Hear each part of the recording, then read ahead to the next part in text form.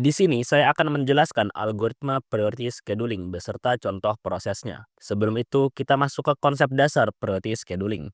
Dalam algoritma ini, setiap proses diberi nilai prioritas. Sebagai contoh, prioritas 1 sampai 5 dengan 1 adalah prioritas yang paling tinggi. Proses dengan prioritas tertinggi dijalankan terlebih dahulu. Penentuan prioritas biasanya berdasarkan kebutuhan. Ada yang untuk internal CPU dan ada yang untuk eksternal user. Biasanya kebutuhan CPU prioritasnya lebih besar daripada eksternal user. Bisa preemptif atau non-preemptif. Pada kasus kali ini kita mengambil preemptif yang berarti proses bisa dieksekusi secara bergantian jika ada prioritas yang lebih besar menginstruksinya. Jika ada proses yang prioritasnya sama, maka gunakan algoritma FTFS untuk proses tersebut. Di sini diberikan contoh data proses sebagai berikut. Pada detik 0 ini, P1 dieksekusi terlebih dahulu karena dia sudah tiba paling awal dengan prioritas 3.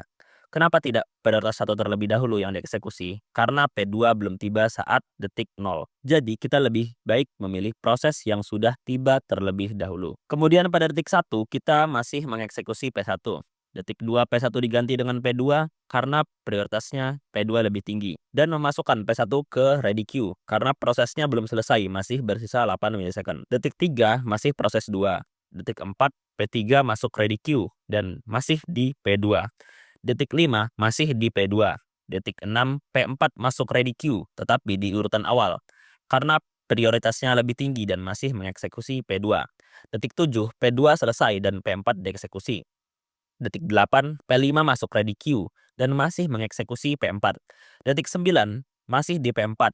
Detik 10 P4 selesai dan P1 dieksekusi. Detik 11 sampai 17 P1 dieksekusi. Detik 18 P1 selesai dan P3 dieksekusi. Detik 19 sampai 25 P3 dieksekusi. Detik 26 P3 selesai dan P5 dieksekusi. Detik 27 sampai 31 P5 dieksekusi. Detik 32 P5 selesai dieksekusi dan semua pemrosesan sudah selesai. Berikut adalah hasil waiting time dan turnaround time priority scheduling. Waiting time dari P1 adalah 8, P2 adalah 0, P3 adalah 14, P4 adalah 1, P5 adalah 18, dan didapatkan rata-ratanya adalah 8,2 milisecond. Kemudian turnaround time-nya, P1 adalah 18, P2 adalah 5, P3 adalah 22, P4 adalah 4, P5 adalah 24, dan didapatkan rata-ratanya adalah 14,6 milisecond. Kelebihan priority scheduling adalah respon dan waktu tunggu cepat untuk proses prioritas tinggi. Kekurangannya tidak optimal jika semua proses memiliki prioritas yang sama. Selanjutnya, di sini saya akan menjelaskan algoritma round robin beserta contoh prosesnya. Konsep dasar round robin adalah sebagai berikut. Setiap proses mendapat jatah waktu time quantum yang sama. Proses dieksekusi bergiliran sesuai urutan antrian. Jika waktu habis sebelum selesai, proses dipindah ke akhir antrian. Dan terakhir bersifat preemptif secara otomatis. Pada detik 0, P1 mulai dieksekusi karena sudah tiba. Detik 1, P1 masih dieksekusi. Detik 2, P1 masih dieksekusi dan P2 masuk ke ready queue. Detik 3, P1 diganti dengan P2 dan P1 masuk ke ready queue lagi. Detik 4 P2 masih dieksekusi dan P3 masuk ready queue. Detik 5 P2 masih dieksekusi. Detik 6 P2 diganti P1 dan P4 masuk ke ready queue. Detik 7 P1 masih dieksekusi. Detik 8 P5 masuk ke ready queue. Detik 9 P1 diganti queue terakhir P3.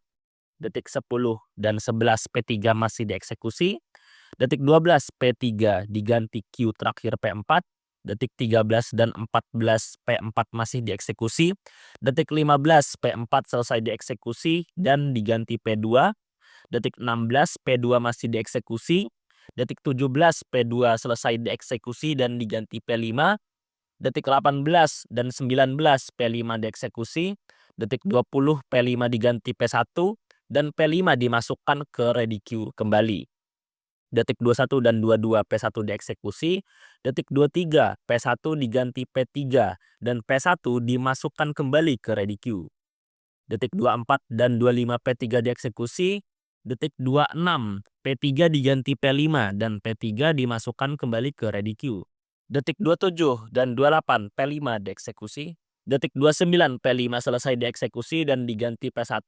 detik 30 P1 selesai dieksekusi dan diganti P3, detik 31 P3 dieksekusi, detik 32 P3 selesai dieksekusi, dan semua pemrosesan sudah selesai. Berikut adalah hasil waiting time dan turnaround time round robin kuantum 3 milisecond. Waiting time dari P1 adalah 21, P2 adalah 9, P3 adalah 20, P4 adalah 6, P5 adalah 15, dan didapatkan rata-ratanya adalah 14,2 milisecond. Kemudian turnaround time dari P1 adalah 30, P2 adalah 15, P3 adalah 28, P4 adalah 9, P5 adalah 21, dan didapatkan rata-ratanya adalah 20,6 milisecond. Kelebihan round robin adalah adil untuk semua proses dan cocok untuk sistem time sharing. Kekurangan round robin adalah banyak konteks switching dan kurang efisien untuk proses yang panjang. Berikut adalah perbandingan priority scheduling preemptive dan round robin kuantum 3 milisecond. Pada kasus ini dapat disimpulkan bahwa priority scheduling memiliki waiting time dan turnaround time yang lebih cepat dibanding round robin kuantum 3 milisecond. Nama saya Syuhada Rantisi, NIM 1221 mat 0092, mata kuliah sistem operasi kelas RB. Sekian, thanks.